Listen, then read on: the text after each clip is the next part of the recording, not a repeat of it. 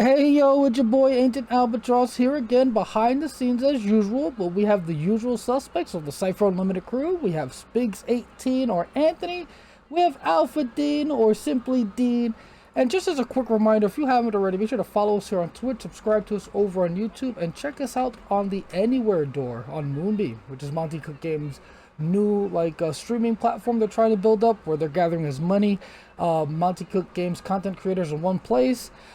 So if you haven't checked it out and you like Monte Cook Games content, definitely go check that out. There's a bunch of streamers there and you can get all the content you've been missing. And another quick reminder, if you haven't already, be sure to join the server, our Discord server for CypherCon. You can still sign up to be a player. It's about a month left in signups, I believe, something like that. A little more than that. And you can also join the Discord, or excuse me, CypherCon, to join in a raffle to play in a game with Sean K. Reynolds, a designer from Monte Cook Games. Just join the Discord, you'll find instructions there on how to join the raffle, but we are giving away those games in about 2 days. On Thursday, the 14th, we'll be drawing winners, and so definitely get your raffle entry in before then, otherwise you will miss your chance. But with all that being said, without further ado, Anthony, what are we doing here tonight? Oh, we have a very special guest tonight. You know, Jason Campbell, Shadomain, as he's affectionately known on the Discord and all throughout all the interwebs. You know, he has a fantastic product right now, Six-gun Doomsday, that's currently on Backerkit, and he's 2/3 the way fully funded right now, and he still has 20-something days to go. So this is definitely going to happen. So we're really excited to, sit down and talk to Jason about that. And for those that don't know, he's a content creator. He's a what you call it, graphic artist. He's pretty much wears a million hats, and he's an all-around nice guy. So Jason, welcome to the CU. We're happy to have you. Hey, we need to make real quick. We need to make a adjustment. On the stream elements, it says check out Six-gun Doomsday here. I don't think we want to advertise that. That's another movie. You see, I don't see Sex Gun. I see Six-gun. You talking about on the overlay? Right? No, I'm talking about on our Twitch stream, on the where he's got his Backerkit listed. Oh, yeah. You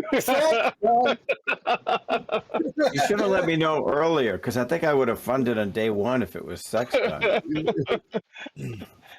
Dad, I should have wore a Kiss shirt today. or I should have put my Barbarella costume on, right? Makes me think of the Kiss song, Love Gun. Okay. Yeah. But that's the same thing. Remember in Barbarella, they had the sex gun? Yeah. So, we know what was on Al's mind when he was writing this.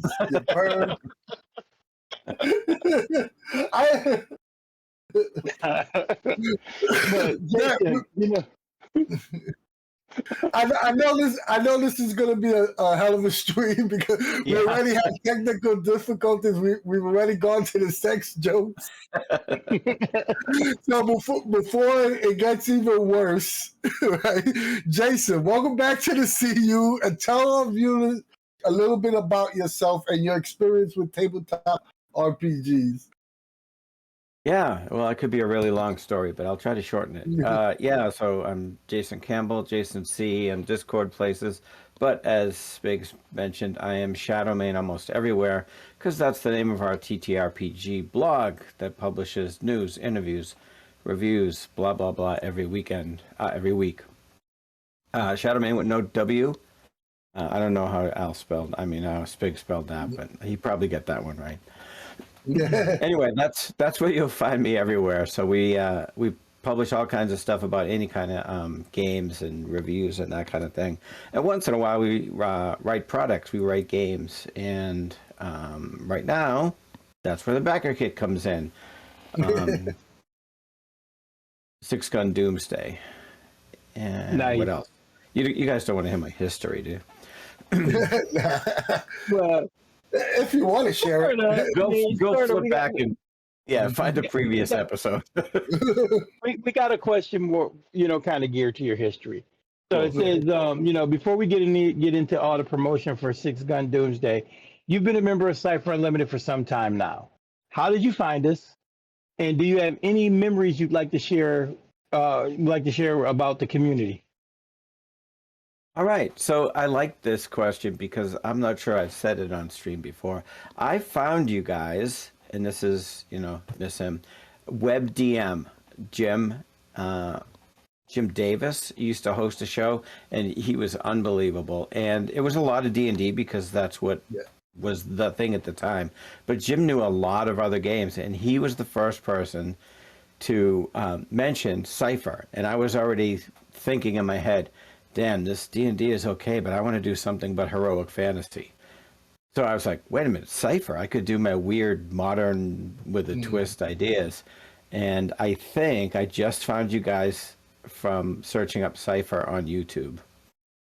Oh, awesome. I saw a couple of videos and I still stuck with it even though I saw you. So God bless you. You're a gentleman and a scholar. I love WebDM as well. I remember he was one of the few people, I think like him and Darcy Ross were like on YouTube that were actually talking about Numenera. I know he was he did one of the first early Numenera videos as well. WebDM, it was him and Pruitt, right? Yeah. And then Pruitt left. Well, we don't have to. He's a good guy. He's just not as around as he used to be. Yeah. So that being said, do you that's how you found us? Do you have any memories you'd like to share, or anything good, bad, indifferent? Let's see. The bad stuff is in my own hands, I think. The great part about it was it gave me a place to learn the system by playing. So you guys had all the LFG channels. I did jump into it because I'm a forever GM. So I jumped into it. I think I might have run a game before I ever played in one. And that's the way you gotta do it. Now I don't sweat that, but at the time I didn't really get it. And actually, some of my current players today were in one of my earliest mini campaigns, where instead of giving you an advancement every level, I let them go up a tier every level. And by the time we got to tier 5, I was like, I don't think I understand this game all the way.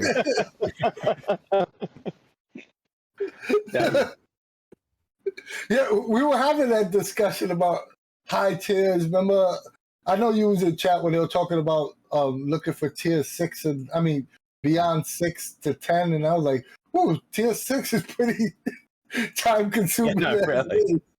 Yeah, tier 6. Once you get, do you remember that game we ran, Anthony? That one predation tier 6 game. That was maniacal. Yeah, It was crazy. Yeah, I'm trying to remember specific. The one playing example from earlier that stands out is I was crazy about We Are All Mad Here when it came out. And really early on, Synth ran that game that now I can't remember. The Princess, it's one of the adventures in the book, and he did just an amazing job. They're really great. So I still haven't run that because I couldn't do that well. So you've been a member of the community for the longest time, several years now. So thank you for sticking with us. It's like 5 years, but I don't remember. Yeah, it has to be at least. But we're here for Six-gun Doomsday. It's described on the Backerkit as a Weird West post-apocalyptic gothic horror setting on the Backerkit page. Tell us a little bit more about the project. So the beginning actually has nothing to do with Cypher. It was accidental.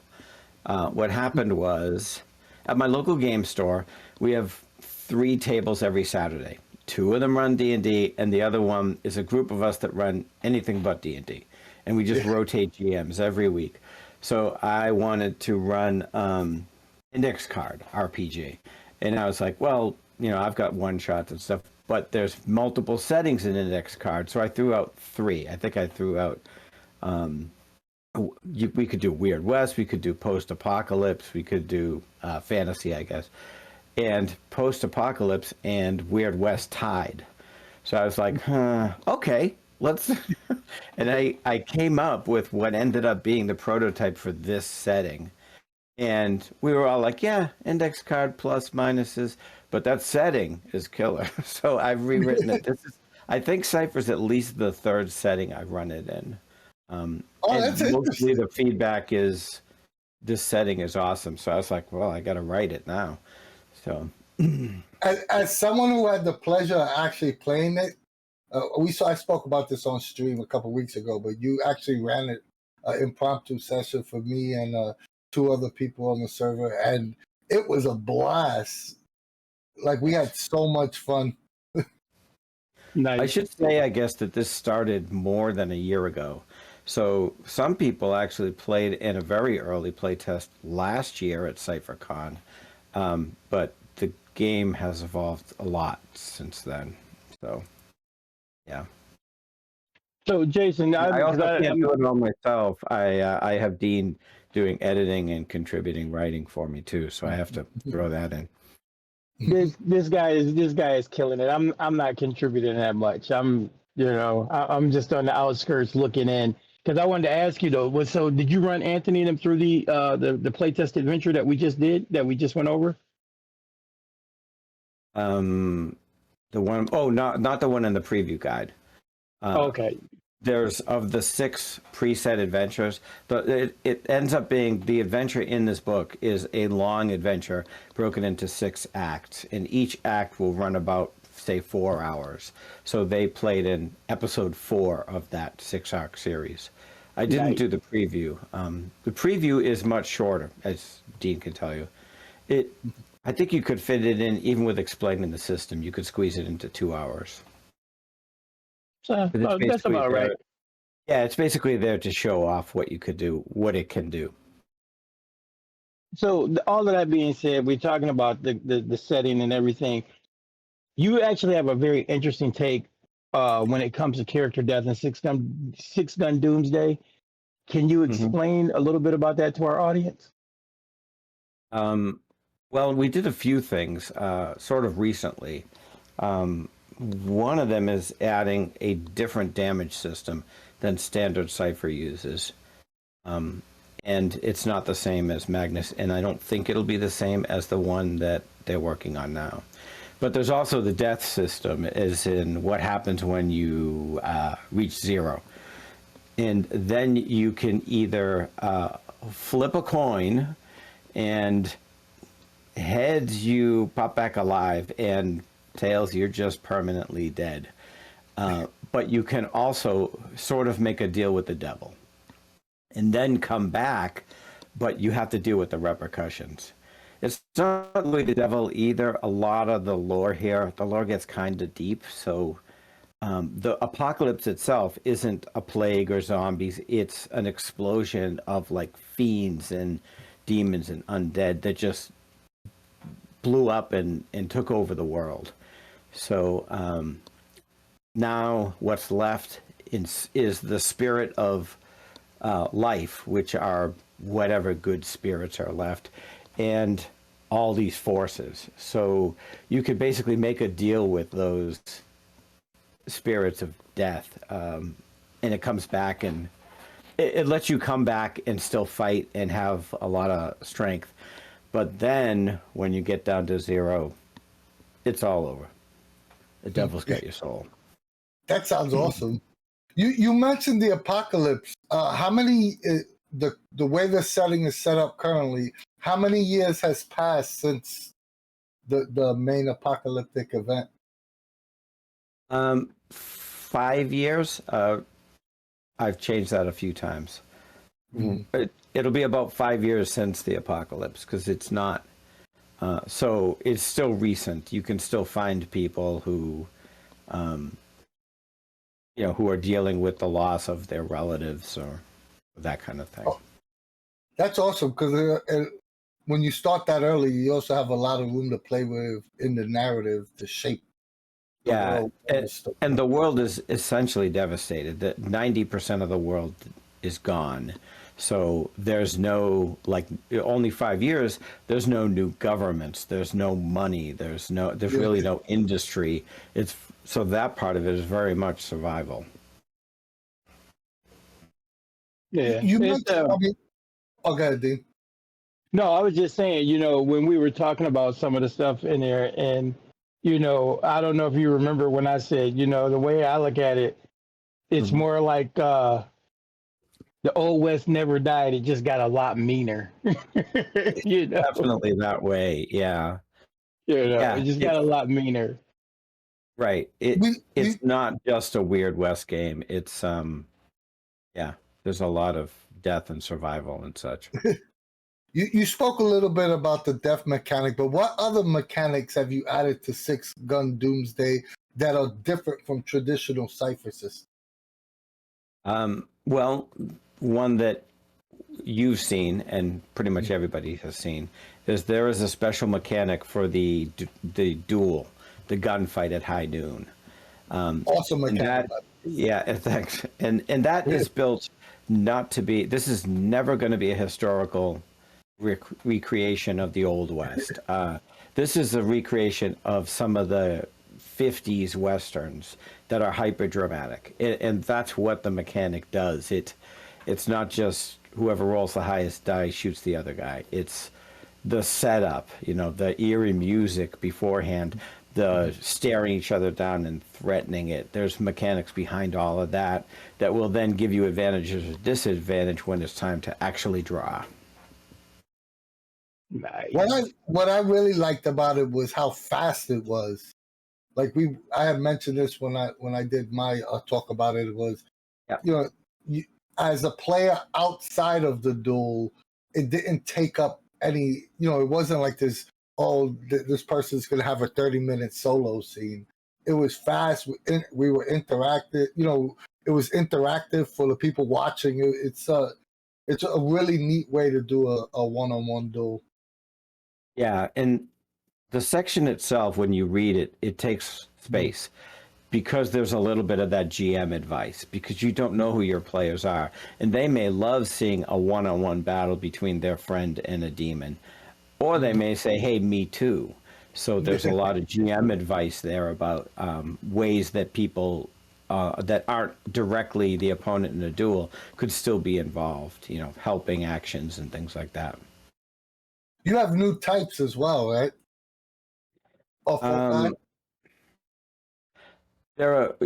So there's no new types, sort of. Let's get to that in a minute. There are two new descriptors and two new flavors. So the descriptors have to do with that struggle between the spirits of life and the spirits of doom. That you can be somebody who was nearly possessed at the time of the apocalypse, and you have sort of the spirit of a fiend in you, but you're fighting against that. So you have a little bit of their power, but you're still trying to be a human. Or you could be actually one of these fiends who was released, but somehow you got a little bit of the spirit of hope in you, and you're trying to kind of make up for your fiendish ways and help humanity as a reformed fiend. So those are two new descriptors.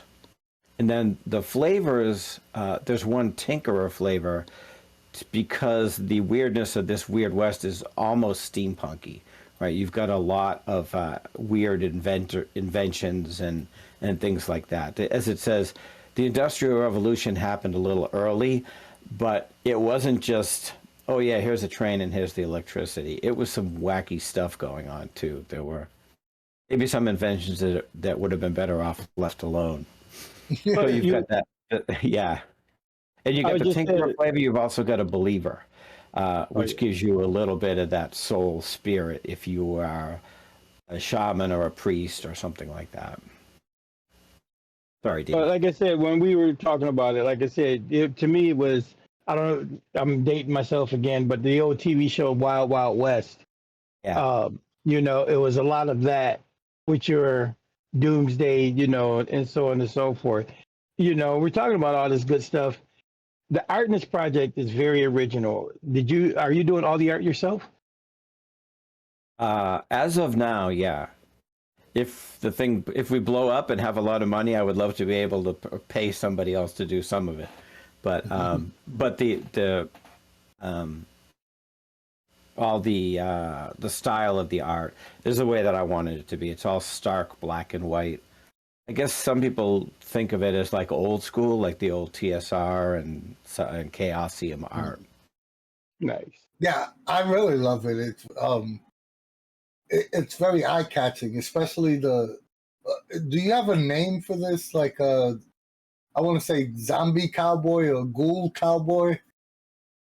It's actually a character in the adventure, so he has a name, but you'll have to figure it out. So I just call him Skull Cowboy.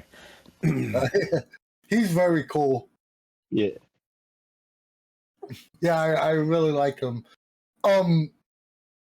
Do you have like a estimated page count, or you still haven't figured that out entirely, depending on if you hit any stretch goals or not? I did, but I think I've already blown through it. I figured around 140. Might be bigger than that. Yeah, I mean, this first stretch goal we have is adding another one-shot adventure, which, since we're on the CU, that adventure, if we get there, is the one that I was going to run at CypherCon, and I can't because I'm away for a wedding now.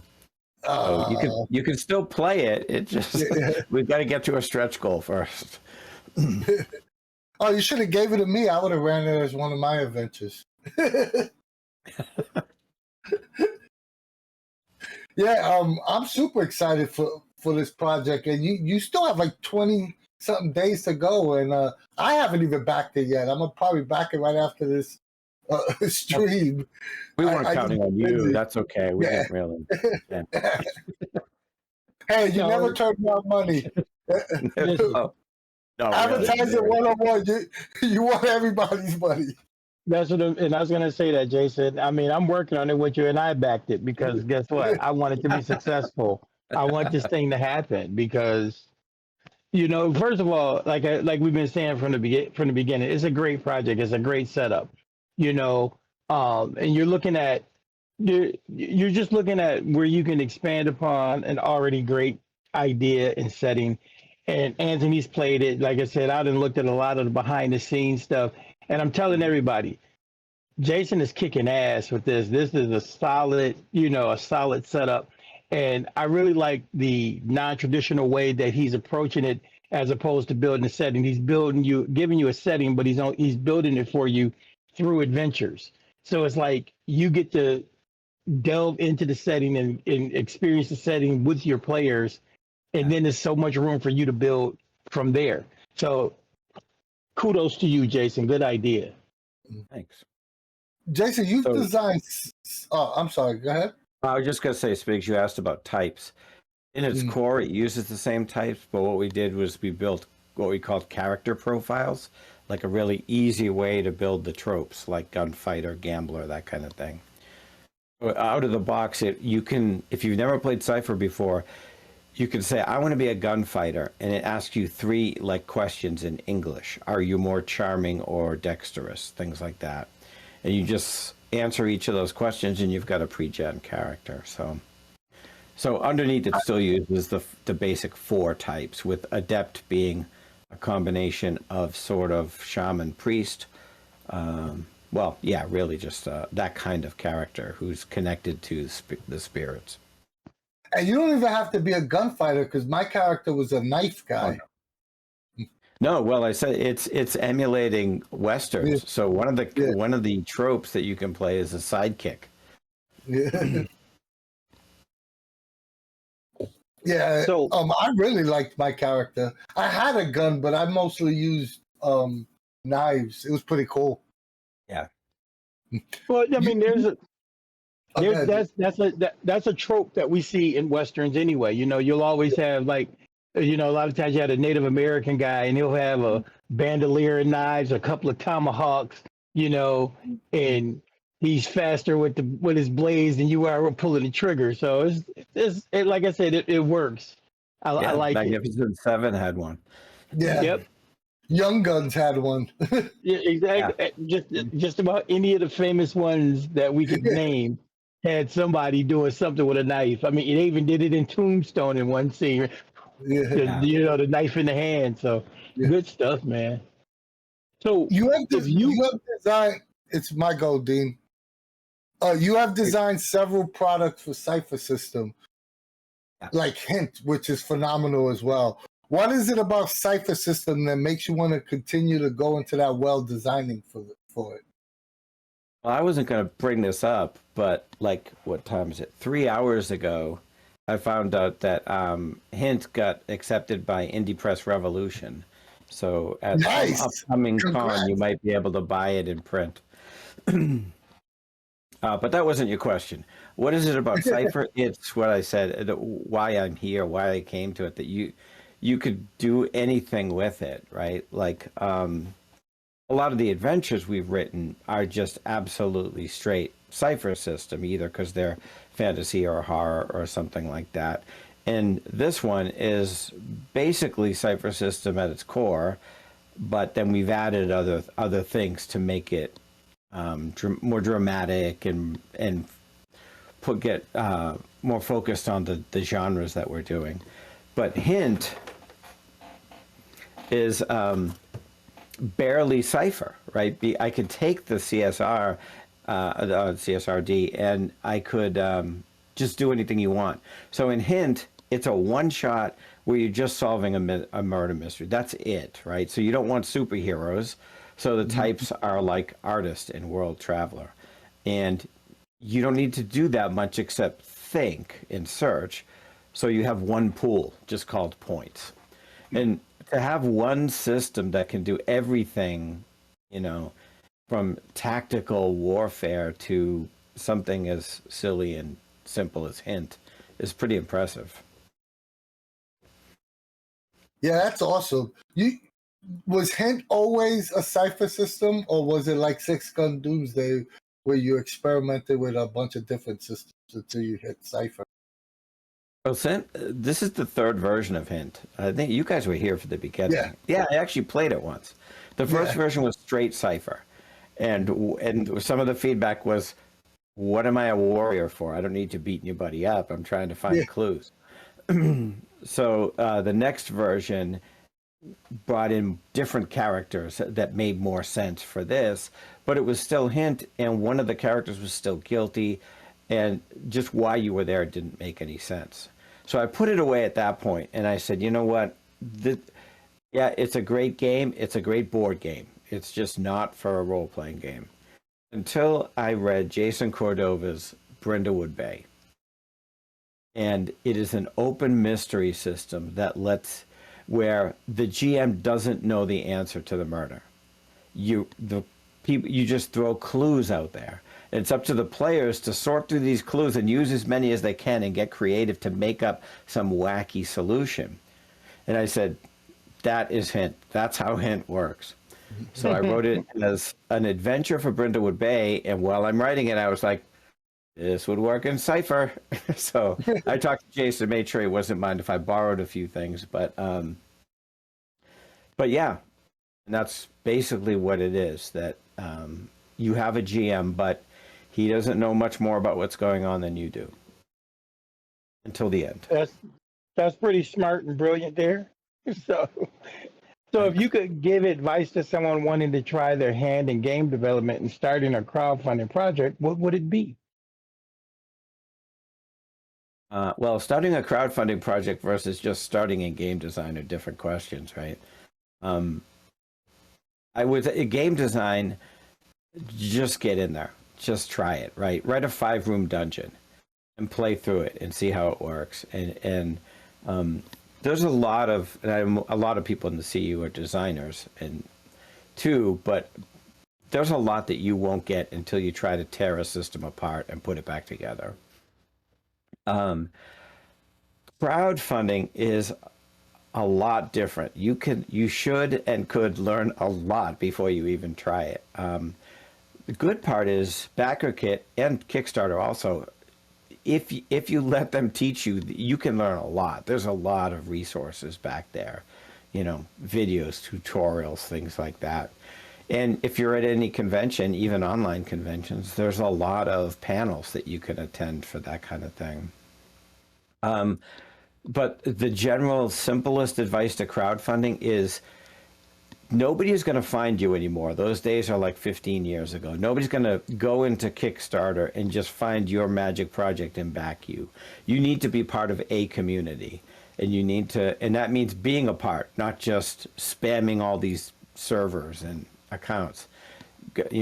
Follow YouTubers that you like, comment, see how they do it, and like this, and see I brainwashed these guys into thinking I'm a good designer. So yeah, it works. Oh, that was that purple drink you offered me 5 years ago. Don't give that to the kids. Is that what's in the cup? Yeah. So, that's serious, right? I mean, the CU is filled with positive people, right? And that's what you need to be. I always tell everyone that if you don't promote yourself, nobody will. I tell that to so many people because we have so many talented people in our community that it's like what you basically said. No one's gonna come find you. You sometimes you have to like kick in the door and say, "Hey, look, I'm here. Check this out. This is cool. Give me a minute of your time because trust me, I believe in myself and." You're going to believe in this project as well. Just give me a minute of your time. Yeah. Yeah, and we've seen it, right? Because I've been here a while, like you said. And there are people who were players, who were barely GMs that are now writing games and stuff. We've seen that growth. And it's like, I mean, look, there's nothing unique out there. We're all standing on the shoulders of giants. And everybody's here to help you. So go for it.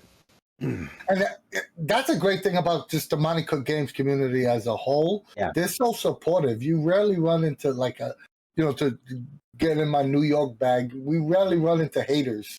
Everybody seems to be supportive and wanting to help each other. So, and that's freaking awesome. For a long time, I didn't understand how you guys did it, right? Like, how is the CU so positive? Because I'm in, I don't know how many dozens of Discords, and they're not all this cool. Right. And wait, how does MCG do it? It starts from the top down, right? The three of you guys and all the golden ones are good people. And that's what it is. I would say there's only a couple other Discord servers I'm on. Gamer Mom Luna's is like this because of who she is and who she was when she had her show. And Teo Sabadia and Sean Merwin's Discord because those guys are good. They've helped me out and I barely know them. And MCG the same way, right? Before they even started talking about this, I had talked to Kate and she knew Six-gun was coming up, so she clued me in that something else was going to go on. She didn't tell me any more than everybody knows already, but they didn't have to do that. They just wanted to help me out. And nobody had to do that. They just I don't know. If you're going to start something, do good and it'll flow down, I guess. I'm glad you brought that up because, you mentioned the elephant in the room. What are your thoughts about the possible changes to Cypher system? Or what? We still have a nickname yet, but Cypher. Right, Cypher. What change in the system would surprise you the most if it happened?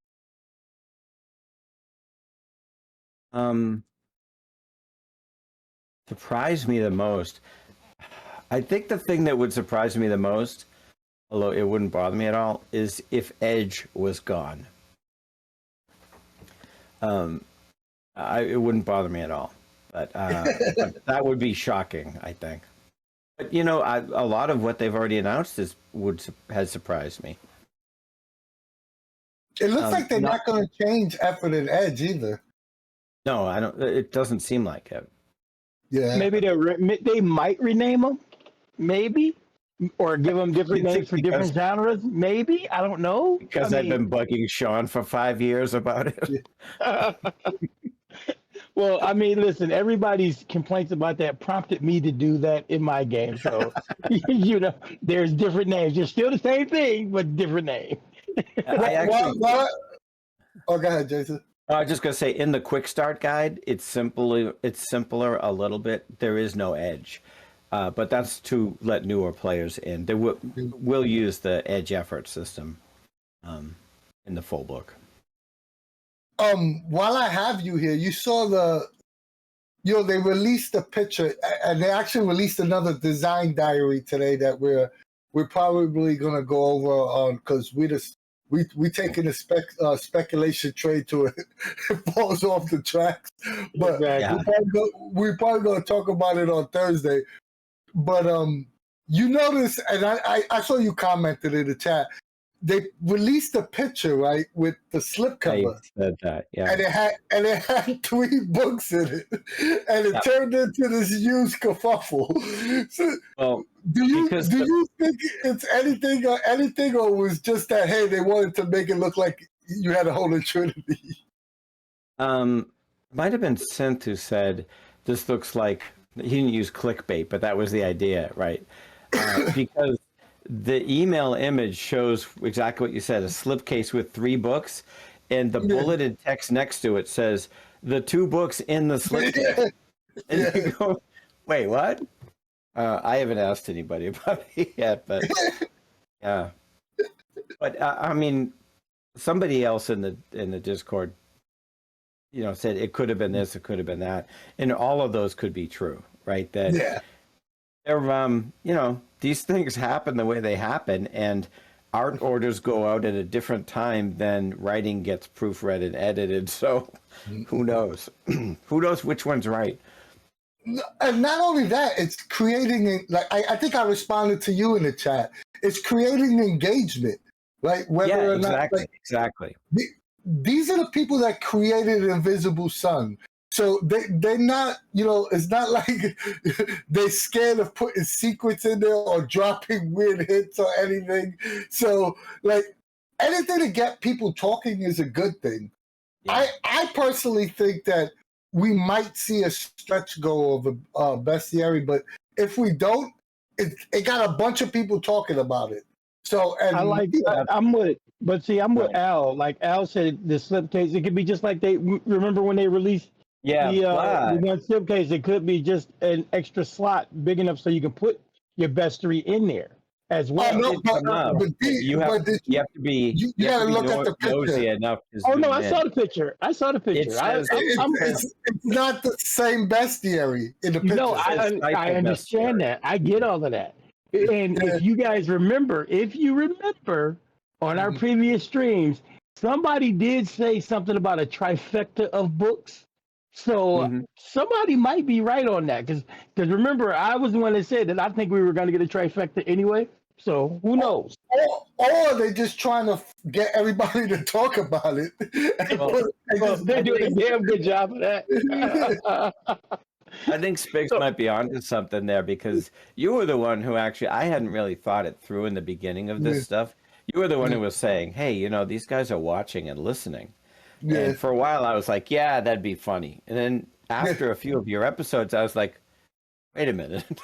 They actually are. So what better way to figure out if they should release 2 or 3 books than to confuse us and see what we all decide is the best thing? Yeah. I wouldn't be surprised if, say they hit 1 million and they want to get to 1,000,002. They drop that, you're gonna get 200K.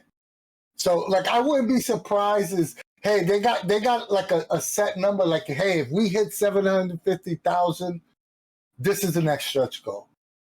Because one thing MCG is masters at is crowdfunding. You can say whatever you want about them, but they are the experts of crowdfunding. Oh yeah, whenever there's another crowdfunding thing, right? And you always have these polls out, and everybody picks a number. I was like, I'm sure they're laughing at us, because I bet Charles could tell us to the 10,000 exactly what he's going to make at launch time. No, I have to say this one, I'm usually pretty good. I have no idea what this one's going to make. I would buy anything from, I don't know, 750 to 2.5. I mean, it's hard to tell. This is gonna be crazy. That's all I can say. I'm kind of on that boat that this is the crazy train. We on the crazy train now. Me personally, I would be surprised. I would be really surprised if this doesn't hit 1 million. I think this is Invisible Sun area. Like this is gonna hit 1 million. Well, I mean, all the changes that are being made they're a bit jarring in a sense if you look at our server and the fans of Cypher. But Absolutely. I think the other side of the coin is that the people who are looking for mechanics and gamification and so on and so forth are gonna love this. So it's gonna be a double-edged sword. I mean, the fans of Cypher, we're gonna support it regardless. You know that. We're just gonna talk shit. But I think the new people, I think it's gonna draw a new crowd. No, let's be realistic. I think so too. Go ahead. I'm sorry, Jason. Well, I was just going to say, we're the ones arguing within the CU, but the other servers that I'm on, not like D&D servers, but other servers where it's like cross games, right? To a person, they're all excited about it, whether they love Cypher or even people that don't like Cypher are like, wow, I might like this one better. I haven't heard anybody outside of our groups, that's what I'm saying. That's the point I was making, Jason. We're spoiled. Yeah. And we got our own lens to look at things through. Like I said, I know me personally, I always get called fanboy. Ketup called me an MCG simp, because I look at it through the lens of, hey, it's gonna work out. That's because you are, but I would not use that term, at least not until I heard it. I got all you guys simp swing because ain't nothing simpish about me. Before we move on, all I'm gonna say is this: is that the core CU fan base, not CU, MCG fan base, right? We're good for $450,000, $500,000, and the reason why I say that is because every Backerkit project, every crowdfund they do does those numbers, right? So if we just look at it, okay, they're gonna do 500,000 just out the gate, just from MCG's fan base, right? Now you attracting a whole new audience. There's a whole bunch of new eyeballs on this. All they have to do is get another 500,000, and they'll hit 1 million. So yeah. So there's one thing about so crowdfunding has changed even in the last 5 years, in that we used to look at it as people. You probably heard the term a U-shaped profile, in that you make a ton of money when you launch, and then it really stinks in the middle weeks, and then you get this kick at the end. That's 24 hours. Most games now have an L-shaped profile with maybe a little serif on the end of the L, but MCG is not like that. MCG still gets that kick for two reasons, right? You get, oh my God, fear of missing out, but also all of us are like, all right, I'll back it at the higher level.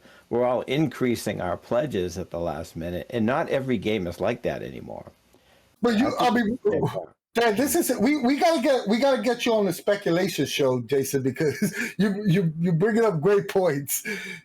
The reason why I have a theory behind that is, if you ever notice, MCG is one of the few companies that they always save one or two fantastic stretch goals for the last 24 hours. Like most companies, all the good stuff is front loaded, right? But MCG will do additional page count. Bam! Here's a new book in the middle of the stretch. And then with 24 hours to go, they did it with the Cypher system with Rise. They threw the bestiary with like 30 hours to go. Yeah. And then it just made everyone go, okay, we're going to fund this. We're going to back it at the everything level. That's what I mean. Charles freaking knows what he's doing. Right. That's how you get that kick at the end. Because it doesn't always happen anymore. Not as big as it used to. Yeah, well, that's what I'm saying. But Anthony's right. MCG offers probably the best, stretch goals.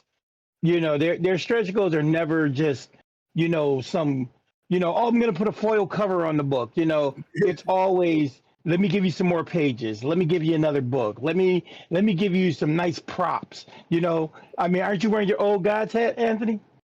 Yep. This is from a stretch goal. And a t-shirt.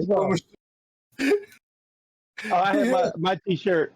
I got mine upstairs. I got the green one. But yeah. So, nice. I need one of those, Jason. But now I feel guilty. I didn't wear it. You know what? Yeah, I'm talking to Wes later in the week. I'll wear my Cypher shirt then. So with that being said, we've talked about a lot of stuff, and time is getting away from us. But is there anything else about Six-gun Doomsday or any future project that you want to mention that we may have missed? We hit the essential parts of Six-gun. There's a lot more lore to this, as I kind of had to hint at. And it's very much fantasy, Weird West kind of thing.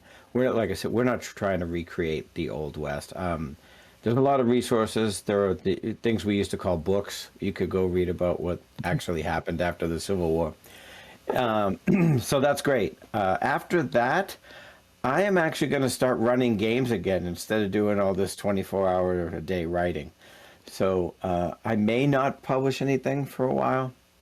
But we're always at Shadomain. We always have interviews, and our interviews go top to bottom. We'll take, stars of the industry. We want to hear about the people who started last week. We want to hear about everybody. So you can always email us. It's shadowmainrpg@gmail.com. And we do text-based interviews. You don't have to be on camera. We email you a bunch of questions. You think about them and send them back to us. I noticed you got a YouTube channel now. That means, are you going to start streaming or doing any? This project delayed the streaming. We were supposed to launch a channel talking about making stuff on the Anywhere door, and this project has unfortunately pushed that out. And that's where our YouTube content will come. So, yeah, not after this, like September, we'll get back to that.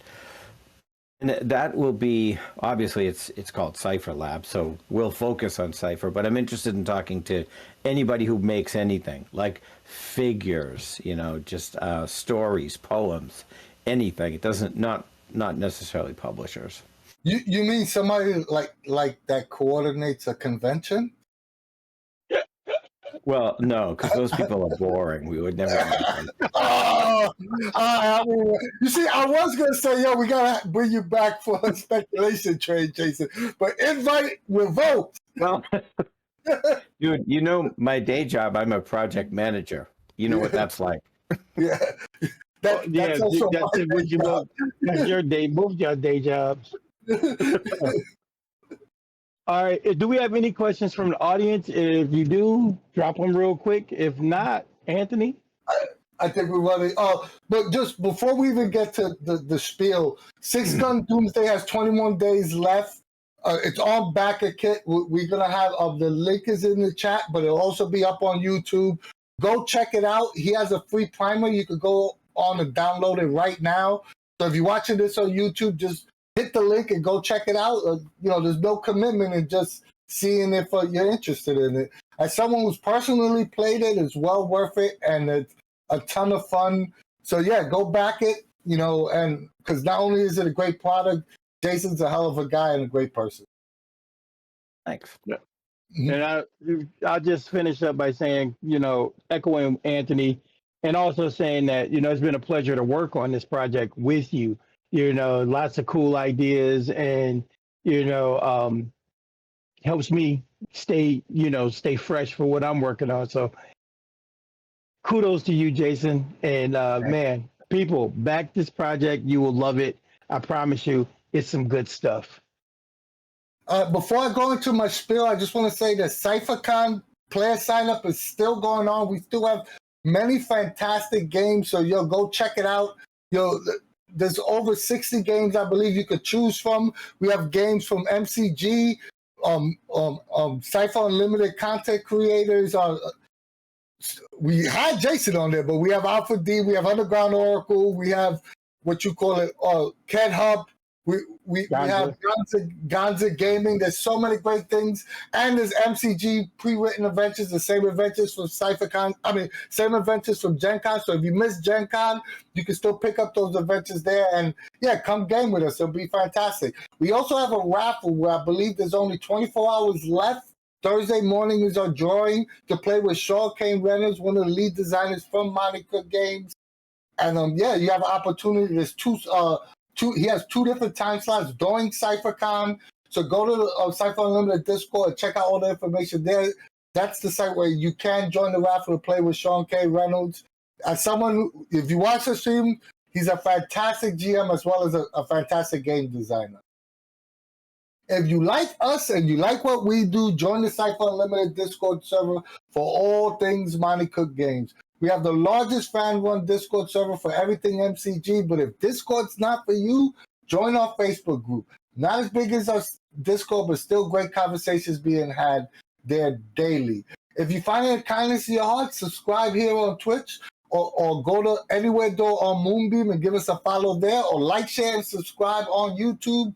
We're still trying to build all our platforms up, and any help you can give us in that area will be greatly appreciated. And if you watch this on YouTube, leave a comment in the comment section, whether you like the video or you think we're idiots. It doesn't matter. Post something out. It helps us out with the algorithm, and we really appreciate it. Our videos are always free, but if you want to support us financially in any way, you could give us a little donation on Ko-fi, or go to our online store and pick up some cool Cypher Unlimited merch like the shirt Dean got on. And yes, CypherCon shirts are now available in our store. And last but not least, we love you guys. Yep, thank you guys so much for coming and watching, listening to Jason talk about Six-gun, not Sex-gun, Six-gun Doomsday. I don't know how that typo happened in that one spot, but that was a funny way to start the stream. But yeah, thank you everyone out there for watching. Thank you, Jason, for coming on talking about your project. It sounds awesome. Definitely excited to see it fleshed out. And yeah, so as usual, from us at the CU, we will see you later. Peace.